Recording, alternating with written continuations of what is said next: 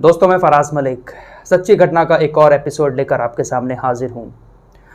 दोस्तों, इस्लाम में खुदकुशी को अपनी जान देने को हराम बताया गया है और एक बहुत ही बड़ा गुनाह है खुदकुशी करना। अगर कोई शख्स ऐसा कदम उठा लेता है तो उसकी बख्शिश भी नहीं होती। बहुत बड़ा गुनाह है, लेकिन इसके बावजूद भी एक मौलाना साहब, बहुत काबिल मौलाना साहब, उन्होंने ये कदम उठा लिया और अपनी जान दे दी। वैसे तो और धर्मों में भी खुदकुशी को बहुत गलत माना जाता है, लेकिन इस्लाम में ख़ास तौर पर इसको हराम करार दिया है। दोस्तों, ज़िंदगी में बहुत सारी मुश्किलें आती हैं, हमें उसका डटकर सामना करना चाहिए। आप में से काफ़ी सारे लोग ये कहेंगे कि भाई मुश्किलें हमारे सामने आती हैं, हम उसका सामना भी करते हैं, लेकिन इसके बावजूद भी मुश्किलें दूर नहीं होती हैं। मेरे दोस्तों, मुश्किलों का नाम ही ज़िंदगी है।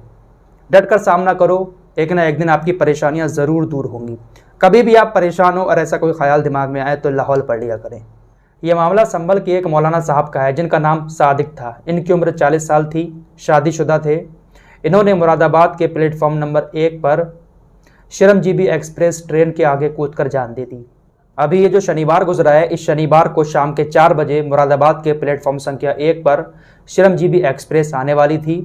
ट्रेन में सवार होने के लिए लोग तैयार थे। जैसे ही ट्रेन स्टेशन मास्टर के कमरे के सामने से गुजरती है, एक शख्स बहुत तेज़ी के साथ ट्रेन की तरफ बढ़ता है। लोगों ने सोचा ये शख्स ट्रेन में सवार होने के लिए इतनी तेज़ी से बढ़ रहा है, लेकिन अचानक से एकदम मौलाना सादिक ने ट्रेन के सामने छलांग लगा दी और पूरी की पूरी ट्रेन उनके ऊपर से गुजर गई।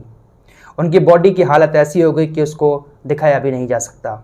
इस घटना के फ़ौरन बाद प्रशासन मौके पर पहुंचता है और मौलाना सादिक के शव को बरामद किया जाता है। साथ ही साथ उनके पास एक थैला भी मिला। उस थैले में कुछ हॉस्पिटल की रिपोर्ट्स मिली जिसके ज़रिए उनकी पहचान की गई। इनका नाम सादिक था और इनकी उम्र 40 साल थी। इनके बारे में जब जांच पड़ताल की गई तो ये संभल के रहने वाले थे। संभल में पहले ये एक मदरसे में पढ़ाया करते थे, बहुत काबिल टीचर थे।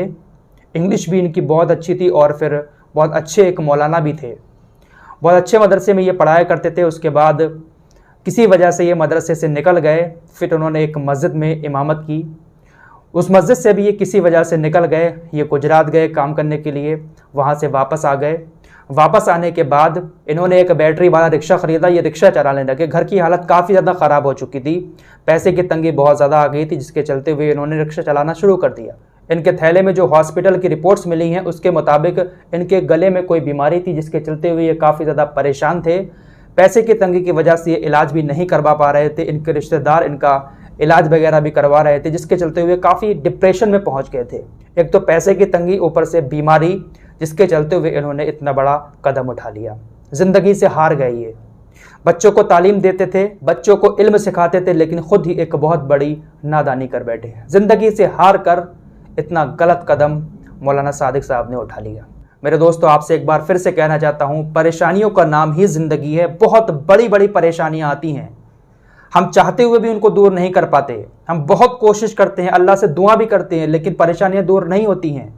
इसमें भी हमारा एक इम्तिहान होता है। कभी भी ज़िंदगी से हार कर अपनी जान मत देना। बख्शिश नहीं होती खुदकुशी करने वाले की, इस बात को याद रखना। कभी भी गलत कदम उठाने से पहले बस इतना याद रखना कि बहुत बड़ा गुनाह है, बहुत बड़ा गुनाह। फिलहाल इस रिपोर्ट में इतना ही। अल्लाह हम सबकी परेशानियाँ दूर फरमाए। मिलते हैं एक और नई वीडियो के साथ, तब तक के लिए अपना ख्याल रखिए।